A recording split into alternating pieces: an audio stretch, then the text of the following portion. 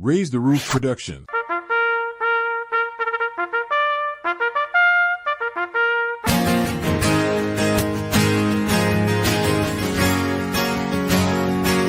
Well, you'll never know the heartache of looking a grown man in the eye, and he asks, am I gonna make it? And you've gotta lie. Well, they call me Doc, but I ain't got no degree. When shit hits the fan, they're calling for me. From bluegrass Kentucky, with red blood on my hands, nobody calls me hero except for my friends. Yeah, they call me Doc.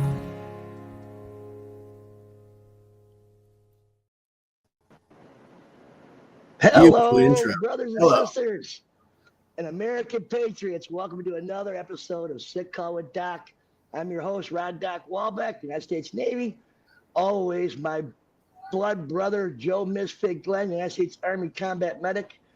In the back on the dials, Brian Devil Dog Roof.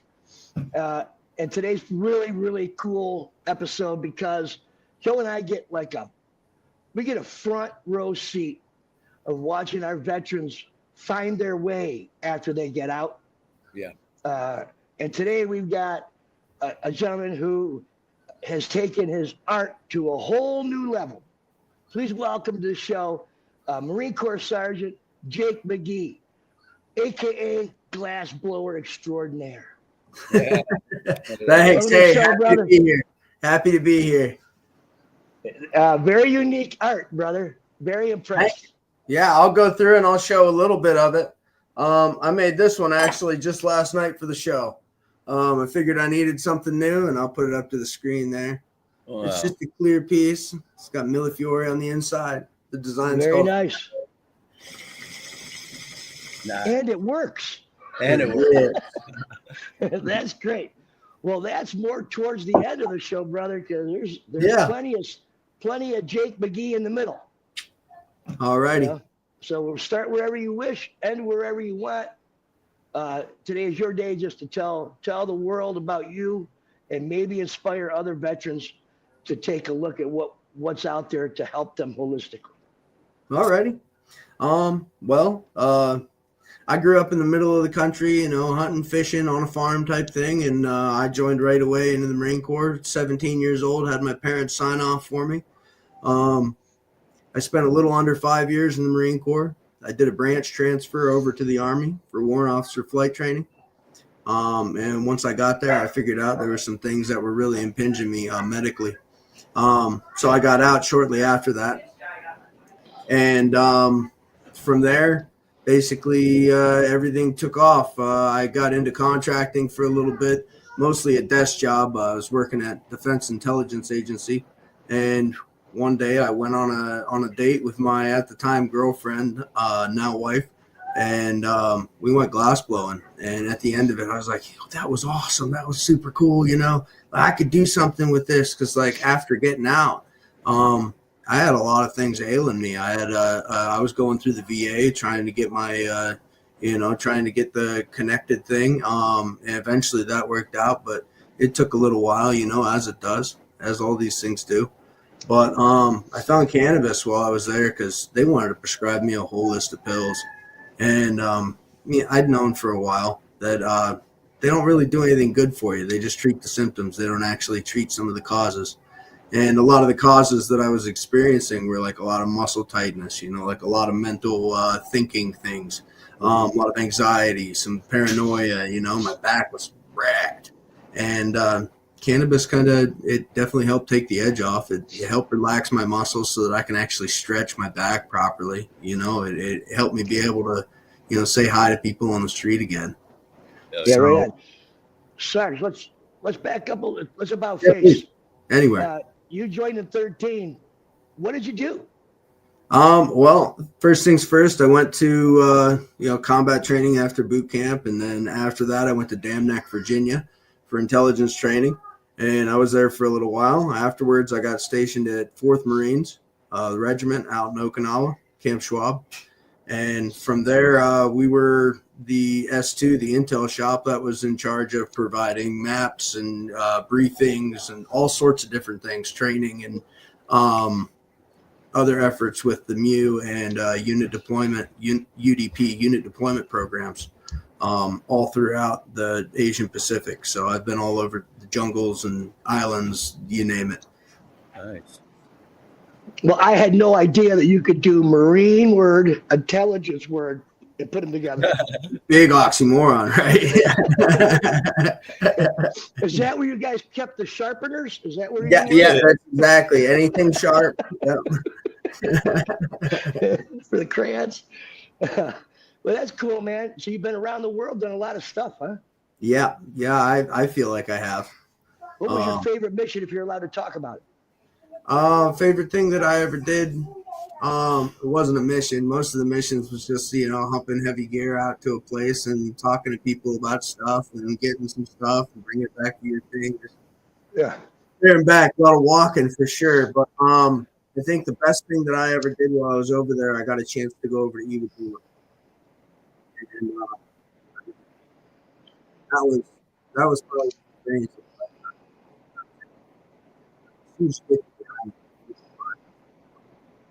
And it's hot coming down from the sun. It's hot coming up. Difficulty there. Jake, you were talking about Iwo Jima, your favorite event when you were in. Yeah, absolutely. We got to go to Iwo Jima and hike up Mount Suribachi, and as soon as you touch down, you feel how hot it is. And then, you grab your pack and you start walking down the hinterland to the beach. And that's whenever it becomes really apparent that, you have the sun beating down on you and the ground is just warm. It's a volcanic island. So the heat's coming up from both sides. Coming off. Yeah, it's really crushing you by the time, even by the time you get to the beach, it's a pretty good walk. But, then everyone's like, all right, go fill up your packs, get some sand, get sand for so-and-so and so-and-so, as many people as you can get, And then as soon as you get done, they're like, all right, see that hill? Get up it. You're like, oh, lovely. You got 8 sandbags attached to you and shit. Yeah. So we had our packs full, little Ziploc bags of sand, little dinosaur eggs. But then we hiked all the way up Mount Suribachi, and if the road wasn't there, you get to see the cliffside that these young men climbed up, and regardless what they had with them, shoot, you could hardly carry anything up it, let alone a rifle and a pack. Wow. But absolutely insane. And then by the time you get up there, you're really feeling it doesn't look like a huge mountain from far away, but it's steep. There's a lot of switchbacks. That road's pretty long. But made it up there, took pictures and everything, but really just standing out there looking over the whole thing, you see how it seems almost impossible what those men did, and that's whenever I really, I don't know, drank the Kool-Aid or whatever. I really found pride in my core. Sure. Nah, I was like, wow, baby, heritage that I need to uphold in some way, shape, or form. And I think I try to carry that excellence with me wherever I go. Amen. Right on, man. You walked on history. Yeah, absolutely. Any other times in your service you got to walk through history like that? We did a bit of a hike through South Korea. That was it was a long hike. I forget exactly what it was for, but it was a historical marker. Right on. Yeah, no, it was a lot of fun experiences over there. Yeah. But you learn something after serving for a while, and it was starting to kind of weigh on me. But I'm glad that I found what I found, and I'm able to get back with the medicine that I learned how to use and provide education for all of my brothers and sisters, because Lord knows they used us. Yeah. Yeah. Oh, yeah. They get their money's worth. Yeah, they got their money's worth. Yeah. So your shit was fucked up for DIA, or when you got out. You realized when I got out, yeah. You couldn't do what you wanted to do, so you got out. No, and I was in Defense Intelligence Agency. I had a polygraph test to get in there, and like super, super high level stuff. Mm-hmm. And so I couldn't smoke. You know, I was just kind of grinning and bearing it. And then sitting at the office job, that really tightened me up and really started to play on my mental, you know, made me mad at the world. And, you know, I had a negative view, really, really negative view. Gotcha. So I think glass brought me back from that, honestly. I'm able to see some more happiness in the world. I go by Happy to Be Here. That's my glass name. And I'm definitely happy to be here. That's great, dude. That's great. I like that. Happy to be here. Yeah. Hey, before we move on, here's these little pendants. I made these out of Iwo Jima sand that I brought back. Most of it was given out to all my brothers back at the unit that didn't get to go, but the little bit I kept for myself, I am trying to get it out there to more vets who really. He gave a bunch to his unit. I remember you telling me that. You gave it to a bunch of guys. That's bitching, dude. So cool. Really cool.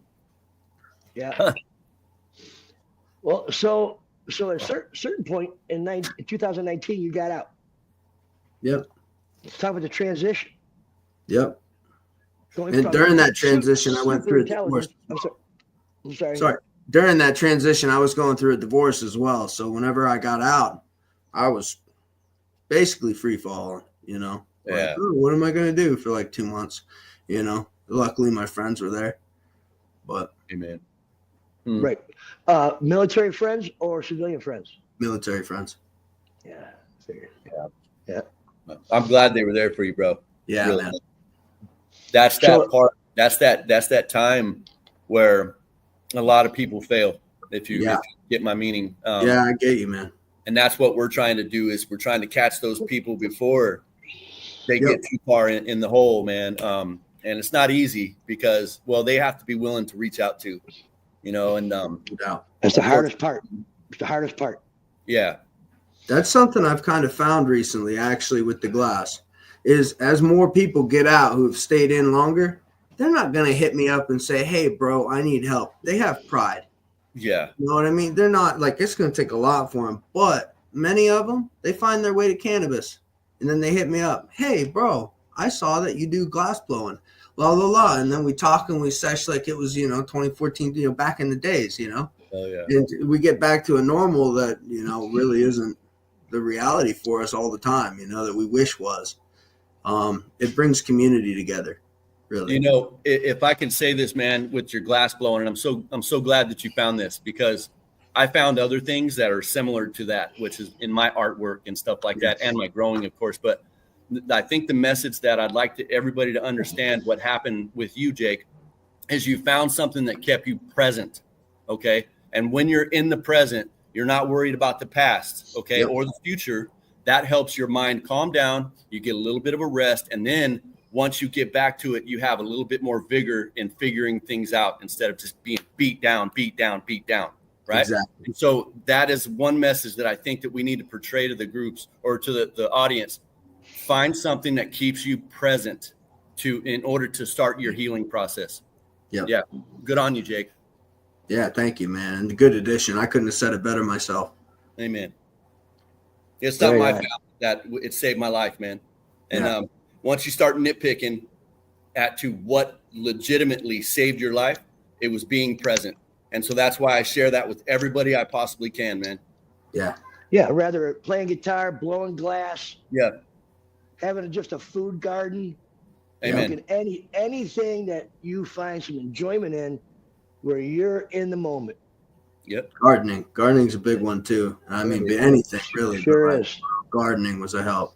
And I mean, cannabis can do that for you too. It's like the whole plant's just a healing plant. The whole process of the plant, the healing process. Yeah. It truly is. Yeah. So you mentioned you went on a date for glass blowing. How did it turn into marriage? That kind of blew up on you, didn't it? Yeah. Yeah, it sure did. Well, I tried to do a glass joke in there.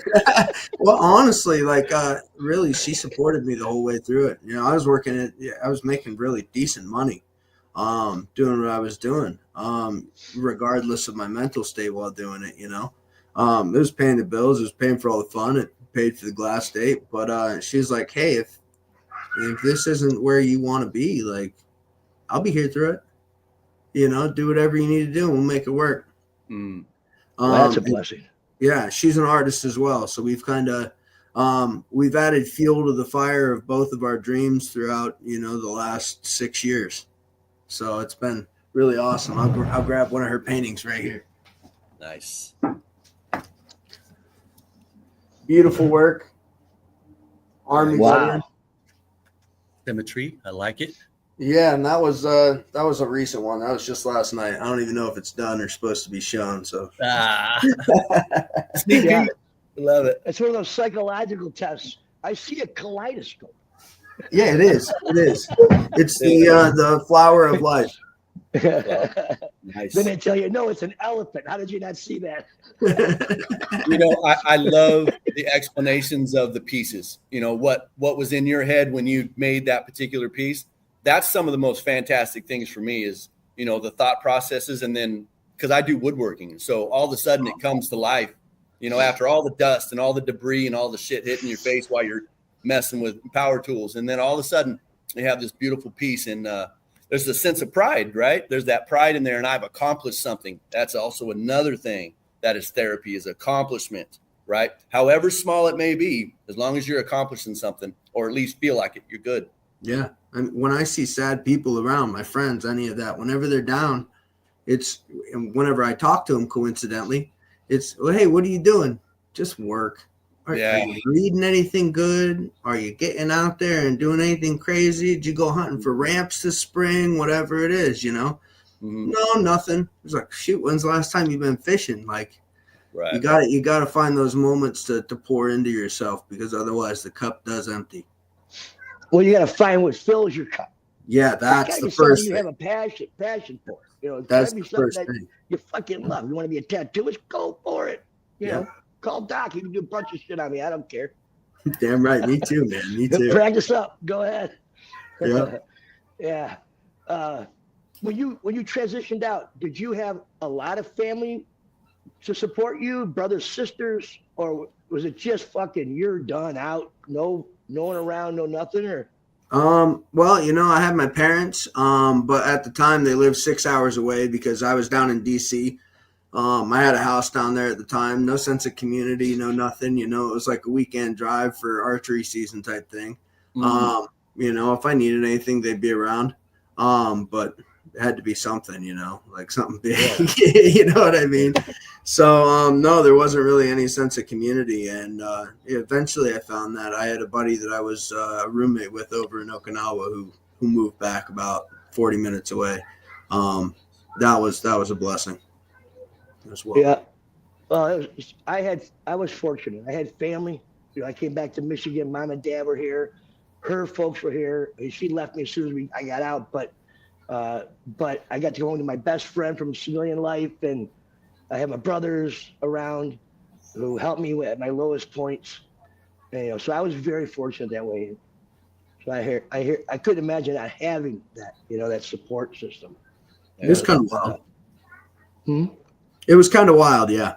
Yeah. Right on. So, hey, we're almost halfway through. Why don't we do a quick break? We'll support some other veterans. You come back. Let's talk about from the moment from the transition outward to when you really started getting deep into your glass blowing. How cannabis? Do you do fungus by chance at all? Oh yeah. So let's talk about how. I would love to talk about that. I think fungus is revolutionary. Agreed. Well, that's a great topic to get into. So we'll get onto that right after this. Thanks, Brian. Join us for Hero Stock, a special event dedicated to honoring our veterans and first responders. Experience a day filled with incredible live music performed by those who served and protected our communities.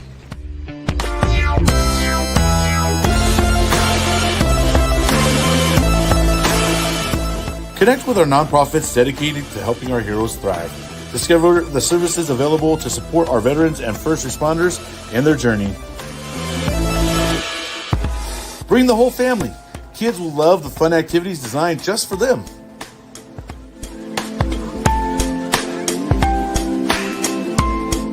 Reconnect with your community and celebrate the courage and sacrifice of our heroes at Hero Stock. Join us for a day of music, support, and togetherness.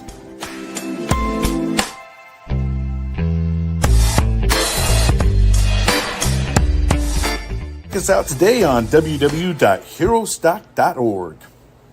American made, better known, we are Doc Goodbeard.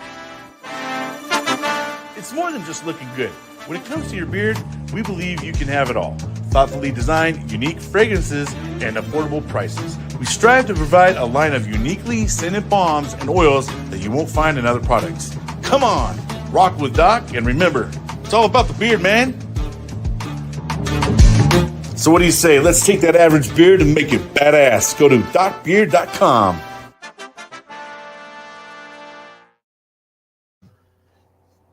Well, I'm trying, but I'm not a pro like you guys on the beard thing. Yeah, I need to get up with Doc Goodbeard, man. I really do. Yeah, Same. it's funny. It's funny how some of our veteran brothers, they come on and they'll spend a half an hour talking about one of the duty stations they were in. Mm-hmm. And I'm like looking at the clock going, man, we're 45 minutes in. We just got even to nothing yet. And then a guy like Jake comes in and is like, yeah, I joined the Marines. I blow glass. Thanks for having me. You know, I was like, hey, wait a minute. We got Be brief, be right, be gone. Some people have a hard time talking about their own selves, and I get that. That's true. You know, and to think about all the cool things you'd like to share with your fellow vets, you know. So you got out, you did the transition, you found cannabis again, you found your love for glowing blast. Is that what I said? However you want. Yeah. I know what you mean. Never do indica in the daytime. That's my jam right there. Sativas only. Yeah. Blowing glass. So tell us more. Basically, you know, I was just working, and then legality started to come. And in the DC area, it was by way of events. And so eventually, you know, as soon as I got out, you know, I'm not going to mention a timeline here, but I started my own home grow for mushrooms. I think that was thing one. I'm a huge fan of Terrence McKenna's work, Terrence McKenna's contribution, as well as many of the other in the mycology industry. I was originally going to go to school for some mycology things and found out it was more of a personal passion than it is a public passion. Yeah. But so I started my first home grow, and, you know, very classic golden teachers, and they're deprogramming agents. There was so many things that I had been programmed to be very staunch on that wouldn't have added any attribute to my life, wouldn't have added any wisdom or deeper understanding than just black, white, beep, boop. You know, I really think that the fungus brought it back, and I recommend extreme macro dosing whenever you get out. Have a friend, you know, have a friend that you really trust, that you've really been down there with, that you can talk to about anything for sure. Nothing that you want to bullshit about anyone, because that'll add to the realm. But and then after that, you know, it's like Timothy Leary said: once you get the message, hang up the phone. You know, it's not something you don't need to be feeling weird all the time from then on forward, but you should really go out into the wilderness and feel weird a couple times. Right. You know what I mean? From there, it really kind of set in my brain that there's a holistic approach to life. Mm-hmm. There is good, fertile earth with creation that comes out of that earth, and it's meant for the healing of nations. Yes. And it set me on a path. I started gardening, fruit trees everywhere. I had a daughter on the way, you know, and I was like, she's going to have a garden. I grew up in the country. We had apple trees everywhere. She's going to have a garden. And I got into all sorts of fruit trees, and cannabis cultivation from when I was younger actually really helped my green thumb, because it goes way more into depth than just regular gardening. And if you can take that and translate it over to regular gardening, you're going to have a beautiful place. Mm-hmm. Yeah. And like you're talking about with the mycology, you know, and the mushrooms, or the fungi, as we like to say, helping deprogram. Well, there's also other things for health benefits. It's like roots, you know, other, just anything that grows in the earth. Plant-based medicine is the key here, I think, for healing the mind that was programmed to be a certain way that no longer fits our lifestyle. Now, you can keep that in your back pocket for when it's ever needed, if it's ever needed, but it needs to be, you know, kind of, you can't necessarily survive acting like the Marine you were, you know, in today's society. It's just not going to happen. and it's going to get you in trouble before then. So I really liked how you said the that whole reset part, because that's what it's about. For me, I microdosed, right? Yeah. And I don't microdose all the time, but those little microdoses were able to allow me to feel a certain amount of joy, to remember that there is joy to be had, right? Yeah. Life starts looking really glum, down. Everything's dark. You're pissed off at everything. You hate everything. Yeah. Well, that psilocybin or the fungi, that stuff will make you understand that life is good, bro. It sobers you even to a point. Yeah. It brings you back to like when you were younger and not everything was weighing down on your soul. Right. But do your research, folks. Again, I think we need to say this. We are not experts here. These are things that we've experienced. We're literally telling you from experience the things that we experienced, and we hope firsthand. Yeah. The reason I busted out laughing is I really thought you were going to say microdose, but you're he's a macro. Of course, you're not going to say micro. You got to do nothing small, right? No, I think if you really need to do it, if you're going to jump in the water, at least get your hair wet. Right. That's right. You know what I mean? So I went in. I was on a 10-gram dose for the first time that I went in, and I don't know if I'd recommend that for everyone. No. But I needed it because I was like, hey, if I don't do this, I'm going to do something even stupider. So why not put all my stupid into something that can, most likely help me? And I think it really did. Right. So it was your experience that hit a couple big resets. Yeah. And then microdosing it. Microdosing afterwards. Yeah. Mm-hmm. Nice. Bring a battle buddy though, right? Yes. Someone you trust. Someone you trust is not going to do you dirty. Because, some of them will think it's funny. Oh, he's going to trip. This is going to be great. Well, that's not the one you want to be dealing with. You want the guy that's serious about it. A different type of respect, right? Yeah. Right on. Medicinally. Kick butt. All right. So you've been doing events with your glass. You've been moving around, getting seen. What's going on? Yeah, I've been at Hash Pash the last 3 years, and whenever I started, the first time I got on a torch was Salem Community College, and I'll plug them anywhere. They're an amazing school. They have the only scientific glass program in the nation that will give you a degree out of it, and you learn all sorts of technical apparatus, function, and technique going there. But past that, I've been all around learning. I've learned from people like Mike Shelbo, Alexander Rosenberg. I've been to Italy. I went to Venice, Murano, and learned from Lucio Babacco for 2 weeks, Maestro Lucio. And absolutely mind-bending. The things that these people do with glass and the amount of moves they take to manipulate the glass is really, they've simplified it. They've mastered the craft, and learning from them is a cultural tribal knowledge that I don't think I would have ever gotten on my own. Yeah, I admire what you went after, the way you did it, dude. Like to go find the best people that are most known and mentorship under them, even if it's a class or just go watch them do it at an event or what have you, right? Yeah. I did the same thing with boxing cutmen.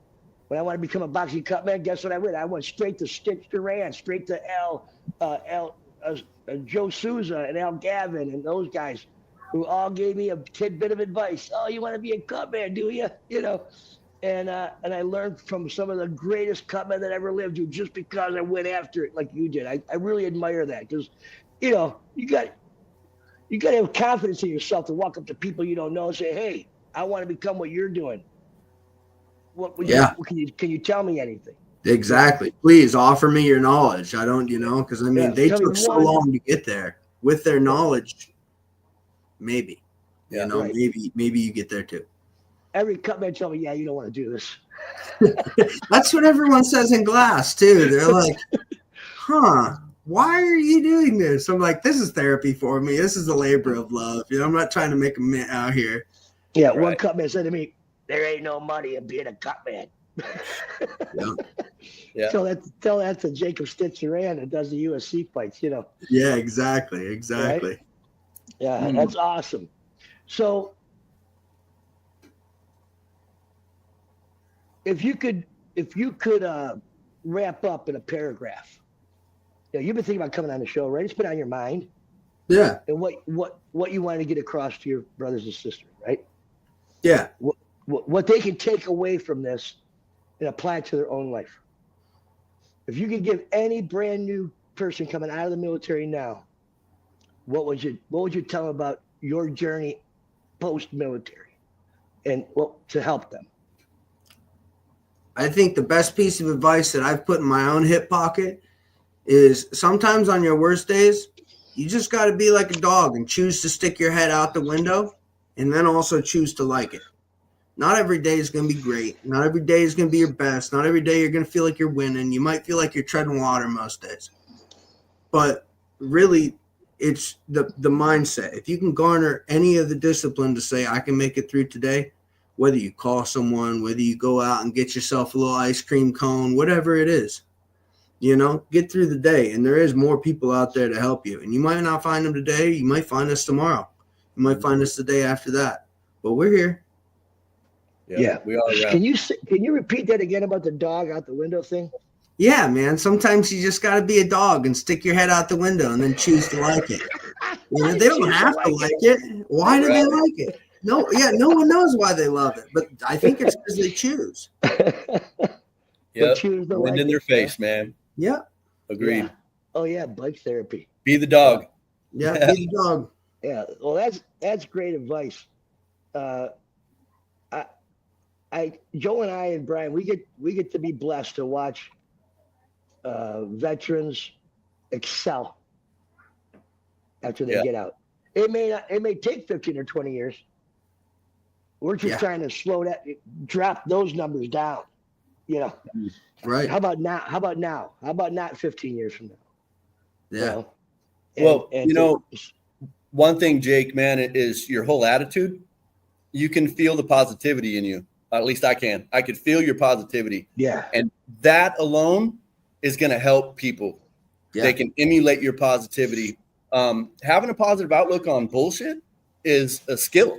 And I know that everybody watching, if you've been through the military, you have that ability, and so don't forget the shit that you've been through, right? That I think what we do is we're sitting here now and everything sucks right now, right? Yeah. We forget all the shit we've been through. If we've gotten through that, we get through a day, I promise you, just like you said, one day at a time, man. But I love your positivity, man. Keep that shit up. It's hard to be positive when you think that every single thing is there to weigh on you all the time, So it's the important piece is what I've seen. Another trend is that when the veteran says enough's enough. Yeah. When they're done with that being that way and allowing their attitude to be shit and to think shitty thoughts all the time. When they say, okay, I've had enough, something usually happens, good or bad, that snaps them around into heading a different direction. Find your snap, man. You know what I mean? Like find that, get tired of it and start heading a different way with us, Yeah. Right. Come back to this side of the house, right. where you can be proud of yourself. Take simple. I've done it in my life where I just take one step, do one thing today that makes me proud of myself. Legit. And then you can build on that. Tomorrow I'm going to do 2 things that make me proud of myself. Yeah. Something I'm going to do for me to make me a better person. Read a little something, check out some funny anything. Yeah. Anything to make you proud of yourself. Plant a plant, fucking anything. I'd like to caveat on that a little bit, like what you were saying, Rod. And so if you have this thing, that one thing to get done today, even if you don't get that done, prepare to have gotten it done. Do something in that forward progression. Left foot, right foot, repeat. If you need to read a book or you want to read a book, put the book out. You have accomplished something for today. It is that simple, right? And then tomorrow, open the book up and read the first page. Put it down if you have to. Read the first letter. Just do something that is forward progression, and it will build. Right. That admiral that he comes around the feed once in a while. The admiral did the speech. Is if you want to be successful in life, make your bed. I know that one. Bed. Yep. At least at the end of your shitty day. You've got something you did that you see at the end of your day. Mm-hmm. It always feels good to get into a made bed, doesn't it? Yeah. Yeah. And if that's all you can get done that day, bravo. Tomorrow, make your bed and eat something. You know, have a meal. You know, the next day, do something more. I think it just gets to a point for our veterans, man, especially Afghan Iraq veterans. More of them now than any other time, of course. Yeah. They get out, they lose the brotherhood, sisterhood, and they just flounder. And I hope Sick Colored Doc finds those people. Yeah. You know, and they're like, and then they hear we're saying it to them right now. Yeah. And maybe something we say, your attitude, my dumb jokes, Joe's weed knowledge and CBD knowledge, something. It's gonna grab somebody, someone. And that's why we're doing this show. This is our end. I think I can say this out loud. I won't get in trouble. It's the 12th episode of our second season. It's our grand finale. Our finale season finish, whatever. You were the end of our second season, brother. Yeah. That's awesome. Thank you. And I'm glad it was you that had the pitch. Because it's contagious. It's contagious. Yeah. So I'm glad that you were here with us today, man. I appreciate you. Thank you for your service. Yeah, but hey, Brian. Thank you for your service. Hey, this is a great way to end the season, fellas. Yeah. And it's been a hell of a season, too. We've had some really great guests on the show. That's for sure, man. And Jake, man, it's always a pleasure having a fellow Devil Dog on. Hey, bro, happy to be here. And man, what a great way to end it, though. And this show just keeps evolving, and we keep bringing on, brothers and sisters that give us a different perspective, a different way of kind of seeing something. That's the great thing about this is no matter how many people we have on, everybody has a unique story, a unique way of dealing with things. Glass blowing, bro. I mean, you're the first person I've ever come across and who's taken it to the level and passion that you had. It went from a date to like college, and then you went into, and now you're like a freaking master of it, bro. Did you show us all your pieces? Did you? I mean, I'd love to show you my pieces. Let's do some show and tell, bro. All righty. So first up, the sculptural pieces. This is a unicorn, or an alicorn, I guess, because it has wings. I made this for my wife for her birthday, actually. Not a cannabis-related item. Okay. Not a cannabis-related item. I actually made two. But next up, cannabis-related items. You can smoke the unicorn. You can smoke the unicorn horn, dude. Oh man, it's a good idea. That's some heady stash. So while I'm getting into that, this is I'll do a vessel next. I went over to Murano, as I said in the podcast or in it earlier, and I brought back some sculptural techniques from Lucio Babacco, and this is my homage to getting to learn from him. Did you say Morocco or Murano?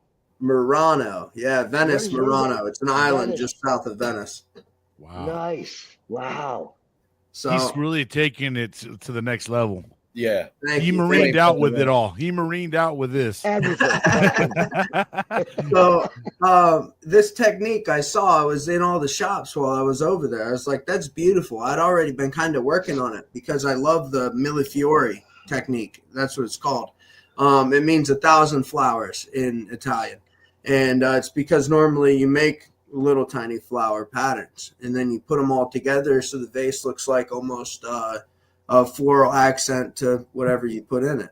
And I like it because I smoke a lot of flour. So let's have 1,000 flowers in my piece I smoke flour out of. That was a little over a year ago. I've been working with it a whole lot more. And here's a spoon. Wow. Look at the pattern in there, bro. Yeah, thank you. Gosh, dang. Impressive. Mm-hmm. Thank you. So it's really grown, and I mean it's still growing. I'm still learning tons of different things. I dig that. Gosh, damn. Yeah. I dig I that need one to talk to too. you about a Gandalf pipe, bro. I need one of them fucking. Yeah, you do, Doc. I got you. I got you. We could talk about that for sure. I'll buy the And I hat. made a I'll buy good the functional. wizard hat local. Oh, that'd be wild. Go ahead. Oh, Sorry. Here's one I made last night for the show. It's a hookah. This will fit a 14 millimeter joint, the same as this. Wow. So you can put a hookah hose on it. If you have any trouble, getting your head down there, get your neck down there, take the head and lift it up. You don't want to break the piece. So I'm starting to do that more and more now in my pieces. But here's how she rips. Wow. Full breath. Fuck. God. Nice. To the dome. To the four bibble. Frontal Gosh, cortex. bro, you definitely have a talent to yourself, man. Thank you, brother. Thank you. Hours to get the powers. And your wife's an artist too. What's that? And your wife is an artist too. Absolutely. She's a painter. She does all sorts of oil painting, even egg tempera painting. She paints she does iconography. That's been her new path that she's heading down. And it's really nice to see a traditional and classic art form and the techniques that you learn from doing those art forms. Right. And what a unique way to have a date, bro. Like, how did you guys even find out about glass blowing? Like, who initiated the glass blowing? No, that was me. I was just looking for things to do. I'm like, what would she like to do? What would she like to go see? And I'm like, she likes flowers. Maybe she could make her own vase out of glass. At the time, I was making wood pipes in my basement for tobacco smoking. I've made pipes since I was like in 7th grade. I just love doing it. It's my favorite little thing to do. And so I wasn't even thinking about it. I didn't know how they made pipes at the time. They make them on a torch. They don't use a furnace like regular, furnace Venetian glasswork is done. So we went on this date and it was all furnace glass. You could make a glass vase for flowers. And I thought that's what I was going to be doing to make pipes too. And I was like, wow, I really have a lot of learning. And I found out it's a different technique, which even more learning than I thought. Yeah. Yeah. But it was, we made vases. We just took one of them off the table yesterday. The vase she made, now that's a little far out of the camera range, but she did great for her first time. I loved it, but she was just kind of like, that was cool. Can we do pottery next time maybe? Or, like she wanted to go on all these. And so we got to them, but for glass, I was stuck.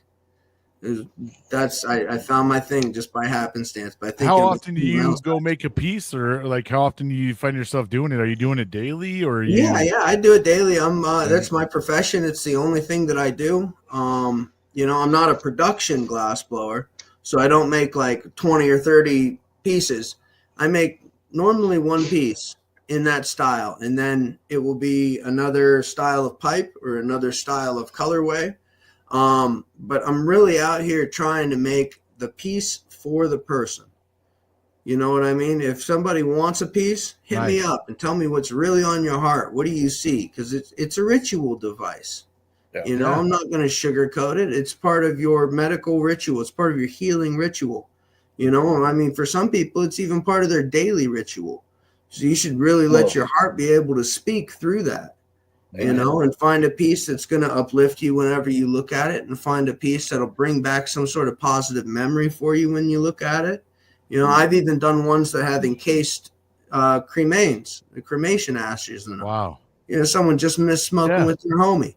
Well, let's get that back into play. Get you smoking. I would have loved to do that with my dad, bro.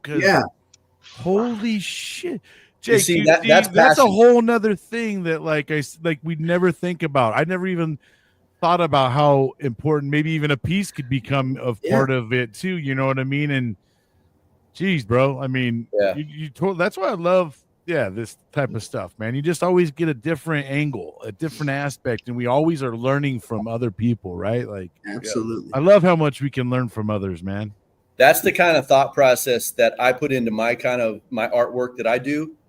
I call it badassery. And so I would suggest that you start calling it that. When I go out and I have accomplished some badassery, I got to show the world. It's stuff like that shows the passion that you have for glass blowing in itself, that's just beautiful. I know that, bro, you've literally taken this to the wizard level. Like I call Joe, he's a wizard, dude.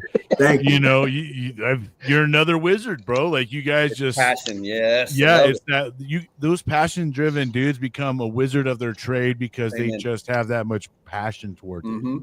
And you know, and you are the ones that we go towards, and we look and seek out for. You know, we need that knowledge, bro. You know, people want to take a bite of your apple, man. Yeah, you know, you guys are putting out fruit. There's enough therapy to go around, bro. There's enough to go around. Hey, come ask the question. That's all you got to do, bro. You did not inspire me to start blowing glass. Glowing glass, he said. But you've inspired me to do what I do every day. Yeah, and be good at it. You inspired me to do whatever the stuff I do. Yep. Thank you. Yeah, man. Wow.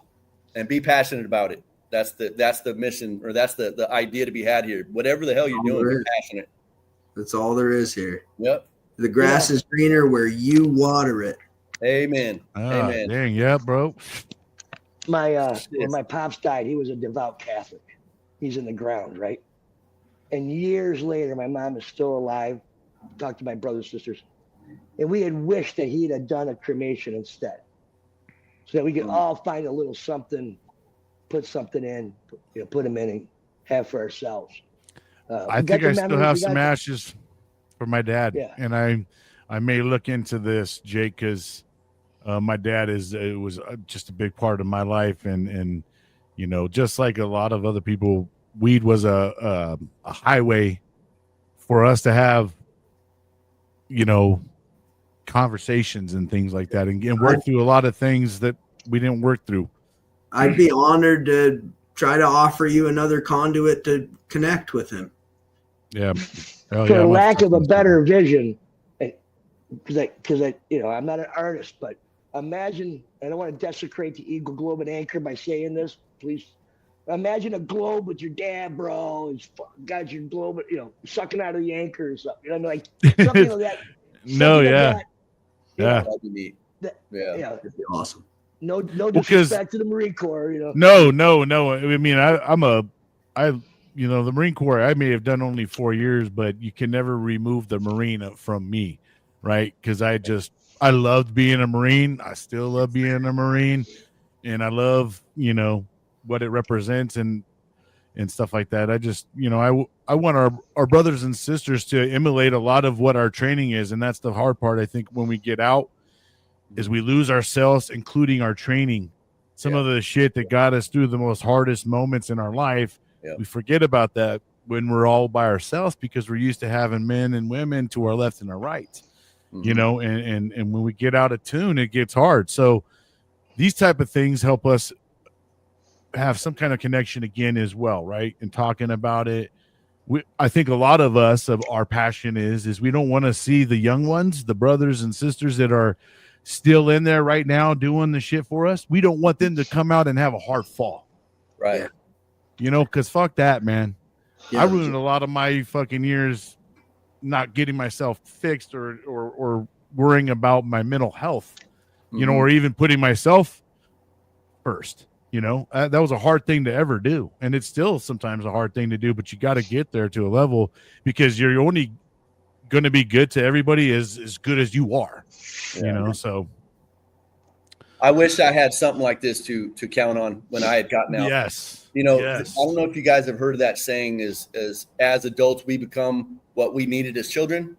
Have you guys ever heard that? Well, yes. True. I have started learning through Sick Call with Doc and talking with people and hearing them, dude, I wish I had this. And so that encourages me to do more for these folks that need it.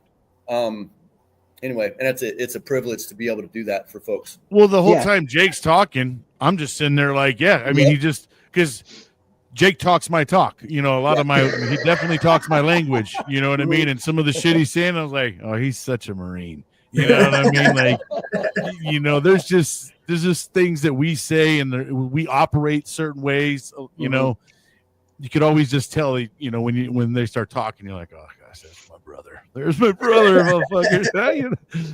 I wonder why Corman love you guys so much. Yeah. Well,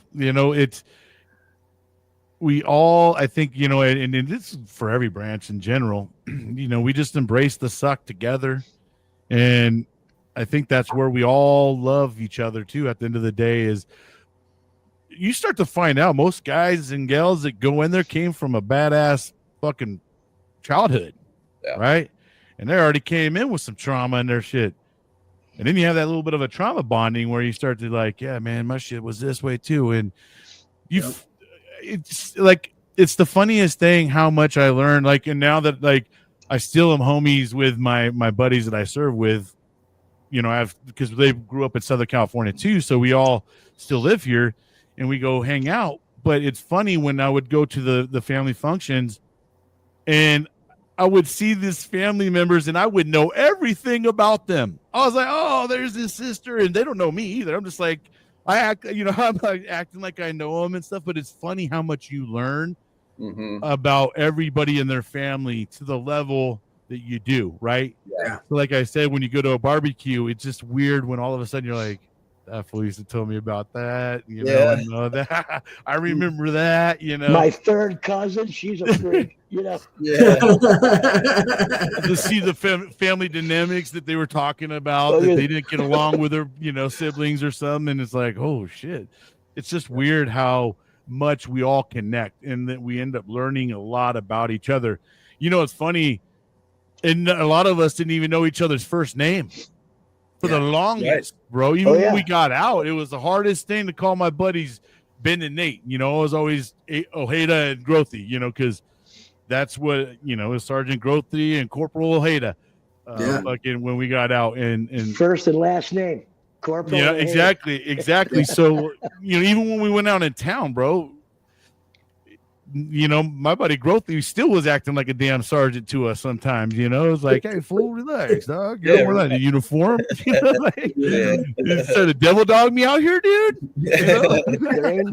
It doesn't leave. Why are you walking on their grass? You chewing and walking right now, devil dog? Oh shit. Good times. Right, but yeah, man, that's the thing we missed though. What you say, Doc? On it.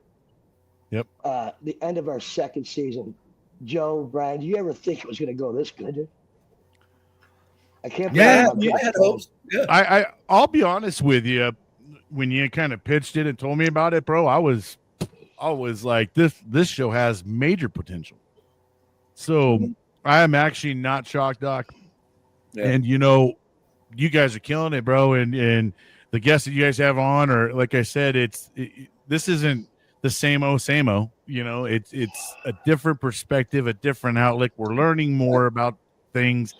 We're getting more stuff for our toolboxes, and that's the great thing about it, bro. And there's so much more that we could add to this, because Joe has so much tribal knowledge of things too. So, we're going to get there. We'll start adding some little tidbits of some of Joe's misfit knowledge that he brings out there to help people with that learning process of how to grow their medicine and not just grow it, but learn about it, right? Like, and get that wizardry that we get, because some people don't want to share that wizardry when they become wizards.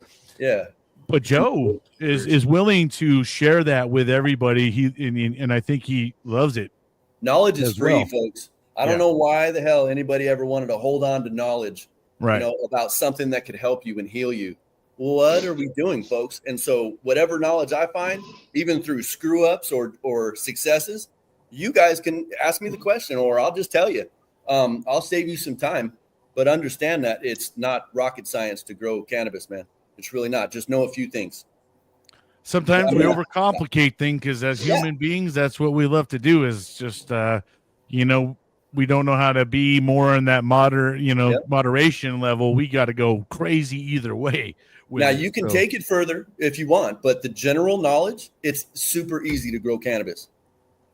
It's super easy. But then, you wanted to tweak it and put your passion into it. Right. And now you've really become something. And that's the fun part, and that's when you become part of the plan, just like Jake becomes part of that glass. Yeah, exactly. Yeah. A piece of him is in it, and every one of them. Yeah. Oh yeah, man. And Big time, you know? he literally is, I mean, it comes 100% from him, you know? Mhm. Yeah. It's just amazing, dude. And you're putting out some really cool stuff, man. Yeah. You can tell. How many pieces do you think in the 5 years you've been doing this, roughly, you think you've put out there, man? I don't, several hundred. Yeah. How many did Yeah. you throw away because you fucked them up real bad? Yeah. Several thousand. You can't That's the whole redo thing. the sand. You can't recirculate the sand or nothing. You lose it.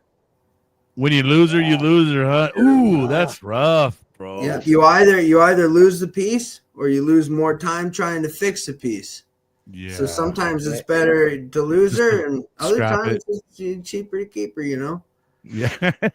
How easy it shatters like glass, huh? Yeah. That's Fickle crazy. mistress. Definitely want to well- make sure. Go ahead.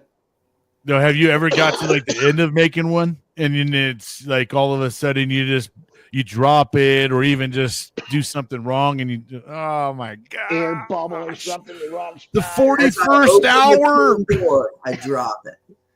That's happened a holy. few times. Everything's finished. It's perfect. I'm so happy with it. And then it's like, let's start again. It's going to be another 3 a.m. type night. Sounds like every day in the Marine Corps. Never changes. Just looks different. A lot of like, let's do it again. Let's do it again. Do it again. Yeah.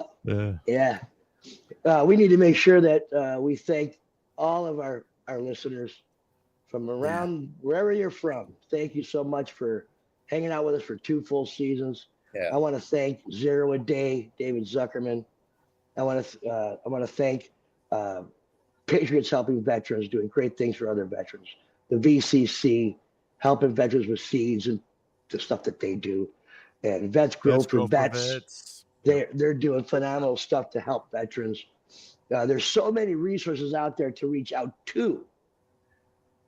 But we have, what was the number of veterans? 5.8 million veterans? I can't remember the number exactly. It's but it was 5.8. in a- 5.8. somewhere near that. And so all we need is 7.4 to reach out to 1. Yeah. That makes it real easy, right? Yeah. Facts. Yeah. So but that's not how it works. Right. Yeah. I'm just so thankful. Yeah. I'm so thankful. Yeah, we Yeah, also we want to give a special shout out to Citizen Green TV for Yes. allowing us to have a platform there as well. And I think they're doing amazing things out for the community, trying to spread awareness, trying to get this out there as well it shouldn't be any different from any veteran from state to state. All of us veterans should have the same ability to get into any resources that any other veteran does. If it's okay for the veterans in California to use it as a way to medicate, then it should be for the other states as well. And it really, that's one of the big things that we got to really try to drive. And I think that's one thing about this show is we're just trying to normalize it in a way that people start looking at it as taboo, right? And start putting it in making it more of a money situation, because that's what I think it drives down to, is where does the money get shifted? Because as soon as it becomes legalized, they tax the hell out of all the dispensaries that now are legalized, and when you go pay for it, that you see there's a tax on there, and a large portion of your bill is almost taxed. So, there's things that we got to start doing. Right. This is a thing that started off as a seed and it's a plant that everybody should have access to, but yet they've put it on into a level where some people are in jail right now. Some guys are we have veterans sitting in jail over this, and those are things too we got to get after, is getting our veterans, not even just veterans, but anybody who's in there beyond veterans, but because we're such a small community, we really got to watch out for our own, and we really got to protect each other and stuff, because we are a small percentage of the rest of the world. and who's going to give a shit about that small percentage but us? So we do got to be looking out for each other, and that's why we do these podcast things, to get the voice out there, allow others to get their voice out there, and just get the voices be heard. Let everybody be heard. And maybe there's family members out there that need to hear this too, because they're bastardizing the veterans because they're using it and call them drug addicts and this and shit because they want to use something that helps them. Right. So this is not just for veterans. This is for family members. This is for people that just need that education. Hearing it from, there's a lot of guys and gals that come on here that didn't use it prior, right? Like prior to joining. But when they got out, they found out this was a medical thing for them. So, we need more shows like this. And Citizen Green TV, their shows are very primarily based on that educational purpose, on wellness, health and happiness, basically, which is what they're really trying to drive. And I really appreciate them for taking on Sick Call with Doc. And like I said, it's a perfect home for this show. Yeah. Well, this doc has a message for our American patriots. When I say that, I mean some fucking civilians. Right? Those nasty civilians. Those fucking civilians. No, American patriots is way more, a way better phrase for that. Yeah. Because there's so many family members that support their family that was in, friends that support their brothers and sisters that were in, American patriots. Right? I'd be remiss if we didn't talk about this one topic real quick. So from 2001 to 2021, 34,000 Afghan and Iraq war veterans committed suicide. So if you do 22 a day from there, that's what they say the numbers are. 22 a day, 365 days, 4 more years. We're 2025, right? We'll call it 3 more years. It's 8,000 a year at 22 a day. So that's 8, 16, 24 added to 34. We're somewhere around 54,000 suicides. We lost 7,800 between 2001 and 2021 overseas in the war. We've lost 8 times that at home. What the fuck? The numbers are disgusting, and those aren't even. There's a percentage miss, bro. Like that's those are the numbers we're getting. Yeah, and some of those could be. Some of those could. There's a lot of numbers missed. You know what I mean, and that's the hard part, right? Because you got to know there's a definitely a plus sign on there, probably. That we and can't some of those capture. could have been Vietnam veterans. Those are the total numbers, Yeah. But I'm telling you now, 58,000 of them weren't disgusting Vietnam numbers. Yeah. So, or 54,000. So here's the craziest part: the Vietnam Wall. We lost 58 or 59,000. We could actually build a suicide wall the size of the Vietnam Wall, guys. Yeah. That's why we're here. Enough. Yeah. Enough of this. And the hard part that gets me about it is the enemy still killing our brothers and sisters on our own soil without having to kill them. You blew me away with that because I had never thought of it like that. And that's another blessing for me for this show. If I had a nickel for example, I went, wow, I never looked at it like that. I never seen it that way. And this show enlightens me every time we do one. Well, some of those tallies are some of those tallies are because of what they experienced or what they saw. I'm not going to say that everything is, but there's linkage. There's a lot of linkage to it and that's why the numbers.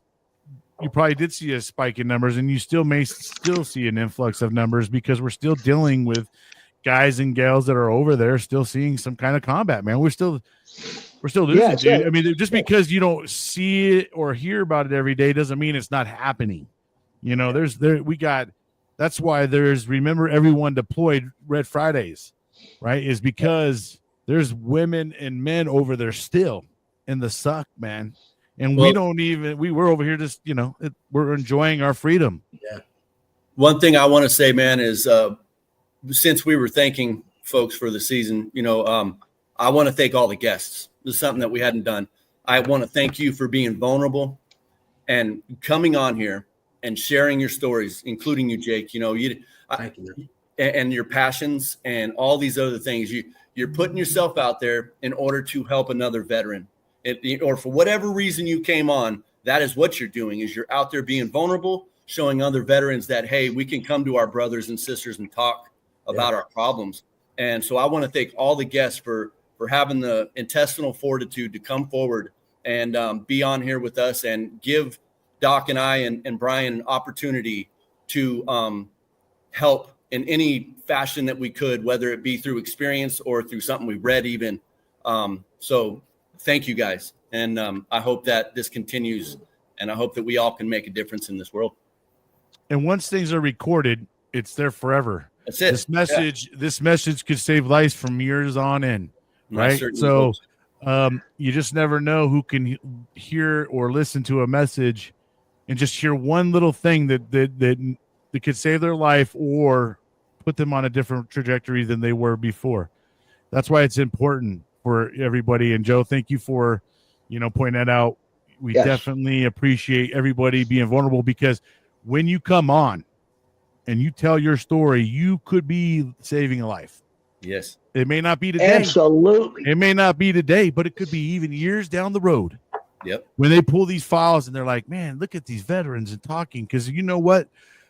Someone's going to want to see all this stuff eventually, right? And they do want to get these stories, because there's some valuable stuff here that you cannot get from someone that went to school and got a degree about it. You're talking to real men and women that actually lived it. And there's no motives here but to heal. No, right. That's all we want to do. I want to heal. Doc wants to heal. We want Jake to heal. We want everybody to freaking heal, so we can just all get back to life and peace. Well, we're the number one fighting force in the entire world. Yep. So when we get out, we can be like that as well in our communities, right? Some of our communities suck ass. I live in a horrible community, but imagine if a whole bunch of us joins forces and we were like, hey man, let's clean this shit up. Yeah. And let's show everybody like we can all get together and put our differences aside and accomplish a mission. Agreed. And that's one thing that deployment showed me is how well we work together to accomplish things. And then you realize we are badasses. Yeah. Yeah, we just like a kick-ass show. Just watching the equipment flying in the sky, bro. You're just like, oh my God, we are badass. If that don't give you a little bit of a chubby, man, when you're fucking over there and you feel the vibrations of all the tanks and shit going through, and you're 7 tons and everything, bro. If that doesn't make you feel a little bit of some way, dude, that's a true Marine right there, man. Adrenaline getting there, fucking hell yeah, we're fucking feeling the vibe. Couldn't do legit feeling the vibe, boys. Couldn't do it without you, man. Well, we love you. You know what? You guys are doing a great job, man, and we love everybody out there.